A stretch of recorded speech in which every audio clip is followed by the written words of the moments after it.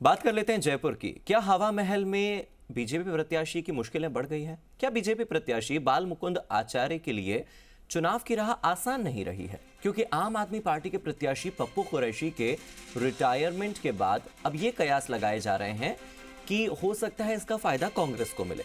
कल मुख्यमंत्री अशोक गहलोत की मौजूदगी में कांग्रेस के प्रत्याशी आर तिवारी को कुरैशी ने अपना समर्थन दे दिया है। हालांकि आपको यह भी समझना होगा कि जब नामांकन वापसी की तारीख गुजर चुकी है तो कुरैशी अपना नामांकन वापस नहीं ले रहे हैं। चुनाव तो वो लड़ेंगे, लेकिन वो अपना समर्थन दे रहे हैं आर तिवारी को। इधर एआईएमआईएम प्रत्याशी जमील खान समीकरण को बिगाड़ सकते हैं, क्योंकि हवा महल जो सीट है वो सांप्रदायिक रंग से अगर देखी जाए या धार्मिक रंग से अगर देखी जाए तो उस चश्मे से अगर आप देखें तो दो धड़ों में बटा हुआ यहां का मतदाता है। ऐसे में ओवैसी की एंट्री क्या हवा महल की सीट पर चुनाव को रोचक बना सकती है? ओवैसी की एंट्री क्या कांग्रेस की मुश्किलें बढ़ा सकती है? और पप्पू कुरैशी का कांग्रेस को समर्थन देना क्या बीजेपी के लिए चुनावी राह को मुश्किल बना सकता है? ये वो 2 से 3 सवाल हैं जो हवा महल पर होने वाले इस पूरे चुनाव को बहुत ज्यादा रोमांचक बनाते हैं, बहुत ज्यादा कंफ्यूजिंग बनाते हैं। कौन सी पार्टी को फायदा मिलेगा, किस पार्टी की वजह से किस पार्टी का नुकसान होगा, यह समझना बहुत जरूरी है।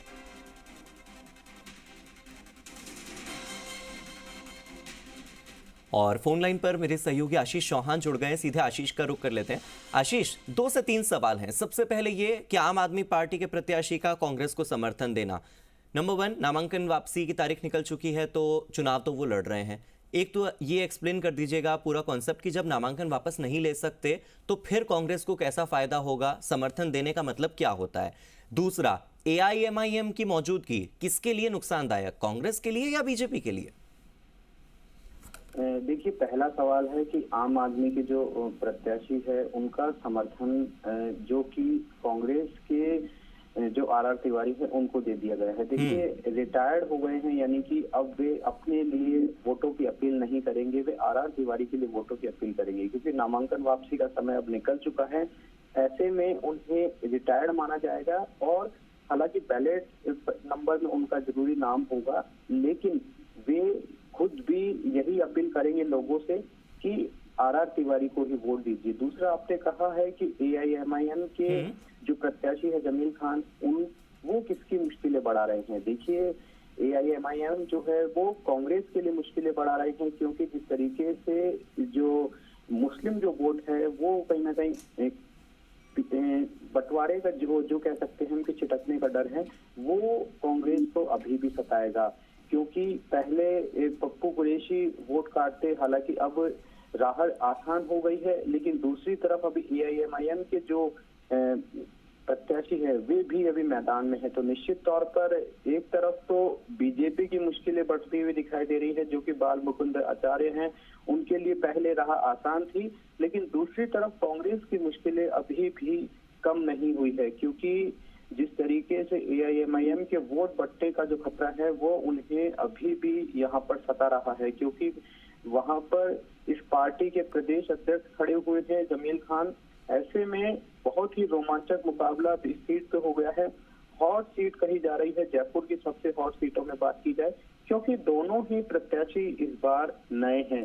बाल मुकुंद आचार्य हिंदुत्व के चेहरे पर चुनाव लड़ रहे हैं, जबकि आर तिवारी सबसे जो 70 साल के ये हैं, तो तकरीबन ये बहुत पुराने कार्यकर्ता हैं, अच्छी छवि है इनकी। और दूसरी बात ये है कि जो कांग्रेस की जो स्किल्स है उनके भरोसे ये चुनाव लड़ रहे हैं। मुख्यमंत्री अशोक गहलोत कल पप्पू कुरैशी के घर पहुंचे थे, तो निश्चित तौर पर पूरी तरीके से माहौल बनाने की यहाँ पर कोशिश की जा रही है, वोटों को मजबूत करने की कोशिश की जा रही है, क्योंकि सूबे का मुखिया जब पप्पू कुरैशी के घर पहुंचता है, ऐसे इलाके में पहुंचता है जहाँ पर अल्पसंख्यकों का जमावड़ा बहुत ज्यादा, हिंदुत्व से दूसरी तरफ बात की जाए तो मुस्लिम वोट यहाँ पर ज्यादा है, तो वहाँ पर वोटों को मजबूत करने के लिए भी कल सीएम अशोक गहलोत वहाँ पर पहुंचे थे। और ये देखिए, हवा महल का सीट का गणित नहीं है, बल्कि आदर्श नगर में भी कुछ इसी तरीके के सीट के समीकरण दिखाई दे रहे हैं, क्योंकि वहां से भी एक प्रत्याशी अभी फिलहाल मैदान में है। और देखिए, जो पप्पू कुरैशी की मैं बात की जाऊं तो वो भी कांग्रेस के ही पहले नेता थे, लेकिन आम आदमी पार्टी उन्होंने ज्वाइन की और उसके बाद में उन्होंने वहां से चुनाव लड़ने की ऐलान किया था, और हालांकि नामांकन भी भरा और नामांकन वापसी भी नहीं लिया, लेकिन वे अभी मैदान में है। बैलेट पेपर पर उनका नंबर जरूर होगा, लेकिन वो खुद भी यही अपील करेंगे कि आर तिवारी को वोट दे। और जिस तरीके से पूरा जो रोमांचक मुकाबला है वो हवा महल की आशीष इस सीट पर बना हुआ है। बहुत बहुत शुक्रिया आशीष आपका इस जानकारी के लिए।